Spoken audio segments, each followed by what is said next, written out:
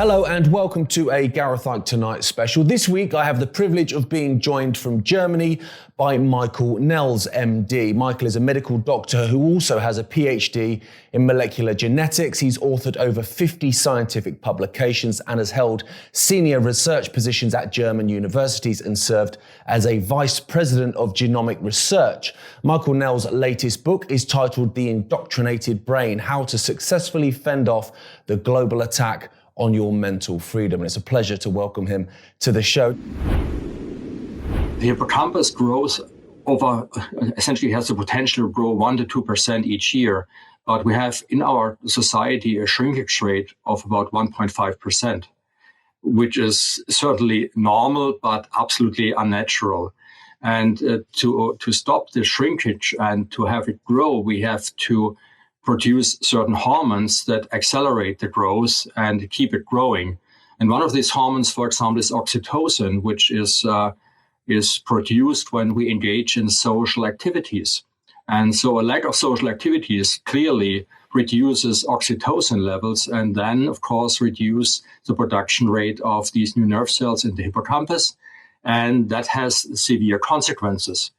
It was actually shown in 2019, 2 weeks before this virus was first detected in Wuhan. It was a publication in New England Journal of Medicine from 8 people who were in the Antarctic as researchers. And they did brain scans before they left and brain scans when they returned, and they measured the volume of the hippocampus. And this particular region of the hippocampus where the new nerve cells are produced was shrinking by 8% over a course of just 14 months. Wow. And that's just by being alone, basically, then? They were not completely alone. They were a group of 8, actually a group of 9. One of them was not measured, but all the 8 that were measured had a decrease compared to people who stayed at home in Europe by 8%. And the person who was leading this research said this what was happening when people are isolated and have only a small number of people they communicate with. And essentially everything was said that they could communicate. So there was nothing novel happening. And if there's nothing really novel happening on a daily basis, then these nerve cells not only stop to grow, they actually die. And so we have not only a lack of growth of the hippocampus, of our memory center, you have a shrinkage. And you have to imagine the smaller the hippocampus, the closer you are on getting the diagnosis of Alzheimer's.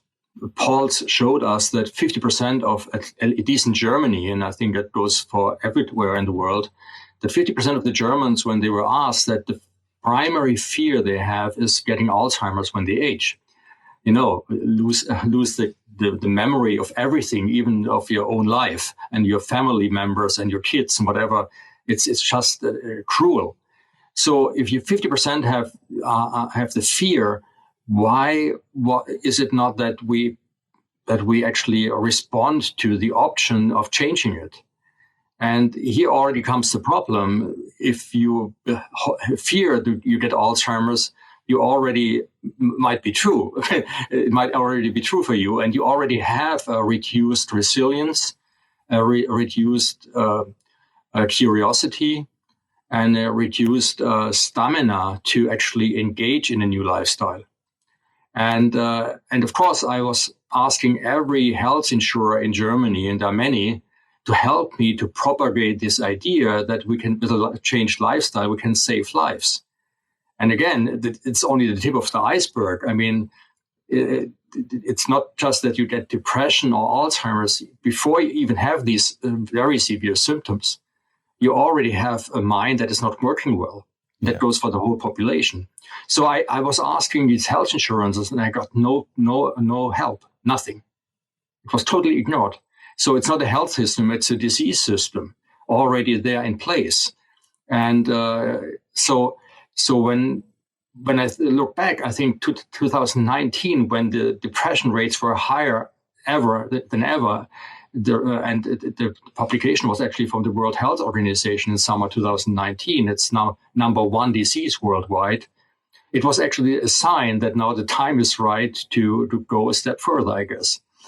It was like now the population is right. It's perfect. We have a population that is so weak in its personal ego, in its self-consciousness that we can do everything we want, and that's what they did.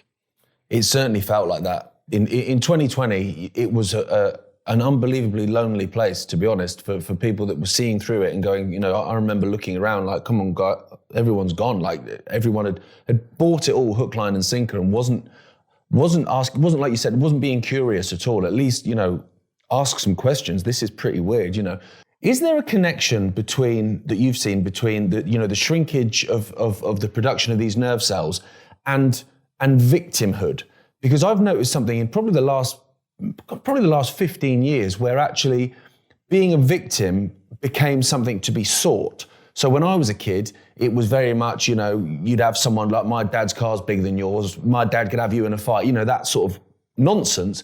But at the same time, it was very much coming from a position of, whereas now the position is, well, my dad's ill, my dad's in a wheelchair, everyone's looking to be a victim, people to feel sorry for them, which I find strange. And I could see that happening in COVID, where people almost wanted to have COVID. They wanted to have long COVID. They want to be able to not be at work and look at me, look how much I've had to fight and battle. And that desire to go, well, no, I'm not having it, is gone. Is there a connection there, or am I just kind of finding something that isn't there? I mean, there's certainly psychologically you can win if you are sick. You have there are certain advantages going along with that. One advantage is you don't have to work. The other is you get a lot of attention. But to be perfectly honest, I doubt the existence of a free will. That meaning that we decide completely for ourselves what's happening to ourselves. And the hippocampus is actually showing me that this might be correct, this assumption, because if your psychological resilience is down based on the non-production of these nerve cells, based on a cultural lifestyle that you have not selected for yourself. I mean, we don't select where we live and how we live. It's based on our cultural inheritance. And so we stumble as babies into this world and live a lifestyle that reduces the production of these nerve cells, so that our resilience is down, our curiosity is down from begin on maybe, or even later when we change our lifestyle, or it becomes worse, far away from our natural needs. And in such a situation, saying these people on will choose, their destiny, I don't think so. Actually, we are less able to choose our destiny with the reduction of these nerve cells. So these nerve cells are essentially our destiny makers. They allow us to be curious. They allow us to have the resilience to live out this curiosity, because being curious means you do something new, and new is always better safe than sorry. You try to avoid it unless you have a resilience that goes along with the curiosity. And interestingly, these nerve cells provide both. So if you live a lifestyle that reduces by accident, I mean, it happens to you not on purpose. You're not selecting this lifestyle actively. You live it because that's your cultural inheritance. Then I don't believe really it's free will. And that's also important actually to understand from my point of view, because we have to solve this cultural problem. We have to solve this war against our brain, because if we don't solve it, we all lose. Not only the ones who don't understand, but also the ones who understand. So we have to get these who don't understand yet. We have to make them our allies, and that's why we shouldn't. We should actually overcome this fence that is now between us. And I think there's a chance that we can do it. What happens if you force the hippocampus to memorize things, even if these cells are not available? Well, the only logical explanation is you have to override pre-existing memories in order to essentially create new ones. And the hippocampus is a small thumb-like structure here on the both sides of your temporal lobe. And it has only a limited capacity. That's why it actually has to grow. With our wealth of experience over a lifetime grows with the hippocampus. That goes hand in hand. Now, if it's not growing but shrinking, it has to decide what it actually memorizes and what not. And the key for memorizing anything in the hippocampus is its importance for life. And importance for life is essentially expressed by emotions. If something that you experience elicits an emotion, that's essentially the trigger for the hippocampus to memorize.